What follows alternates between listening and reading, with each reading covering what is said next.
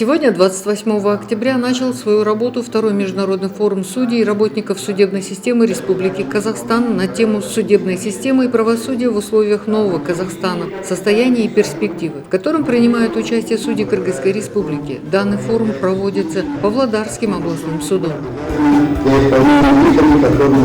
Председатель Верховного суда Кыргызской Республики Замирбек Базарбеков выступил с приветственной речью в онлайн-формате и отметил, что мероприятие способствует не только обмену правовой информацией, но и углублению, укреплению правового сотрудничества. Надо также сказать, что такие мероприятия важны и, безусловно, необходимы, поскольку способствуют не только обмену правовой информацией, но и углублению, укреплению правового сотрудничества.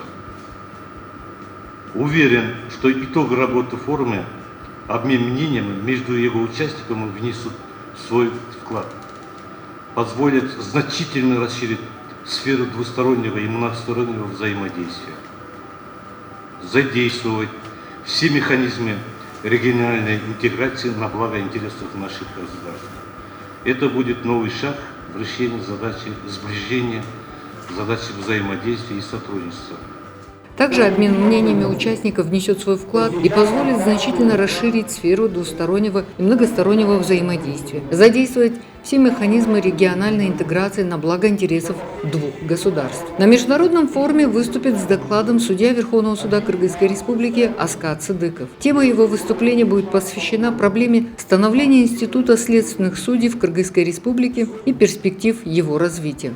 В ходе мероприятия участники ознакомятся с правотворчеством в судебной системе. Ожидаются доклады по вопросам уголовного, административного и гражданского судопроизводства, аспектах модернизации судебной системы, повышения доверия к судам, о доступе к правосудию несовершеннолетних, в том числе с научной точки зрения. Какие стороны пришли в суд?